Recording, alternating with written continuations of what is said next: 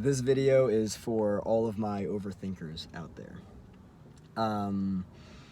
There was a point in my life when, this doesn't really have to do with overthinking, but this does have to do with equating thinking and thought with intelligence. I'm going to explore a lot in this video. It's going to be fun. Grab the popcorn. When I say grab the popcorn, I think about that meme where it's Michael Jackson in the audience eating popcorn, right? And then people comment, I'm just here for the comments, right? Grab the popcorn, put some good stuff on that. Here we go. Let's have a fun time. Something happened in my life. I'm not going to talk about what it was, because that's a matter of boundaries. But something happened in my life that basically led me to overthink things a lot.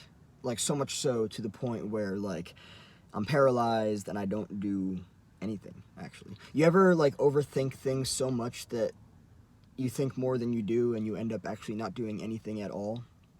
But you overthink because you're thinking about all of the scenarios that could unfold as a result of what you might do or what you might say. It's fucking wild how that works, isn't it? I've had a lot of experience with that in my life, and what I've noticed is that, shit, it's a vicious cycle. It really is. And the reason you do it is because you want to make sure, well, at least for me, the reason that I do it is because I want to make sure, that's funny, it has to do with control. Again, the reason that I do it is because I'm getting excited. Not because I'm getting excited. The reason that I do it is because I want to make sure that I get the desired outcome. However, the amount of times that I've actually gotten the desired outcome in my life, like hardly ever. Overthinking feels safe. It feels like I have control over whatever it is that I'm trying to do or say, right? Like, for instance, I will think about something that I'm going to say to somebody, but then I also, like, overthink how they'll respond, and then I usually end up not saying anything altogether. Yeah, this is something that I've struggled with.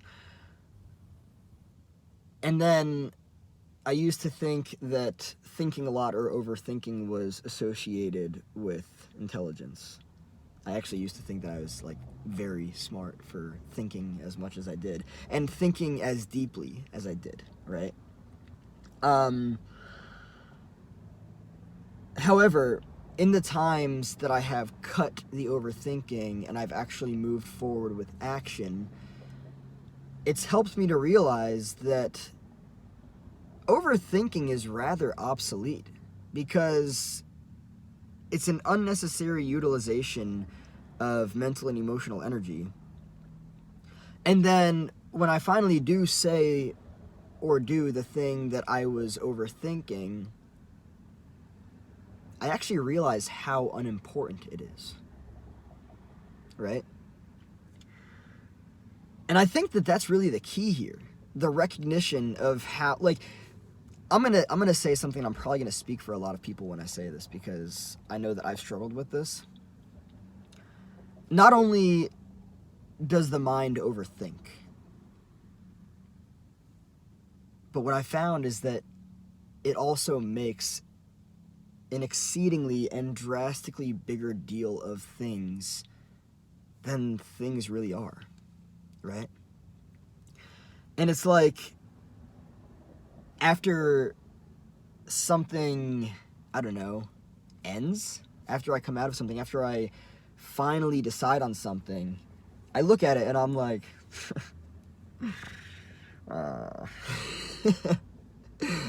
I was overthinking it. I was overdoing it. I didn't need to put that much emotional energy into it in the first place. We usually don't need to. I'm not going to say never, because that goes more into black and white thinking, splitting. I'm trying to veer away from that. I'm trying to see things for what they are, right? Why do I overthink? I overthink because I don't want to be considered bad. I don't want to be wrong, because that might mean, and maybe not like literal physical death, but that might mean death to some extent. And death might mean embarrassment, humiliation. It might mean anxiety. It might mean sadness, frustration, anger, depression. I've been scared to be wrong before in my life. I have. And that has stopped me from saying and doing things that I know I need to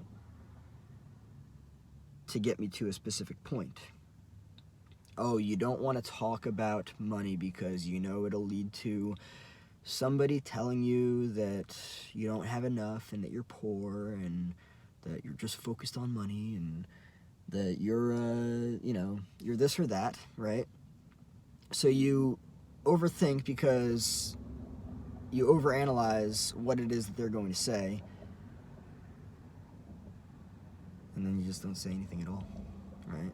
But that doesn't make things any better, because the growth comes with leaning in to that discomfort of, okay, well, let's just try this. Let's just try talking about money. Oh, shit, I did it again. Fuck, I'm in a bad place now. Nope, get yourself out of there. Okay, well, what do we need to do?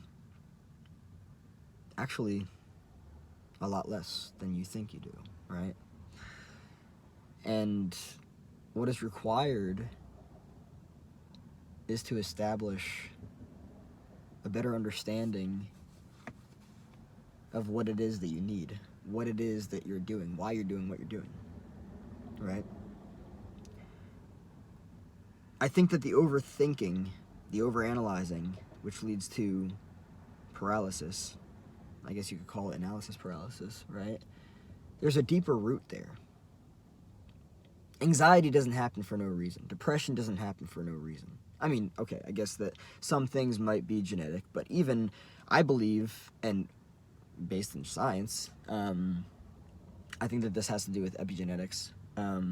We have far more control of our genetics than we previously realized. I'm not a pro in that, though. Don't quote me. So,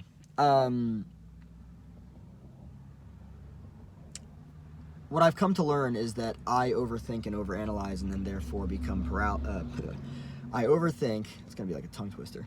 I overthink, overanalyze, and then therefore become paralyzed, because I'm trying to get a result that is oftentimes very challenging.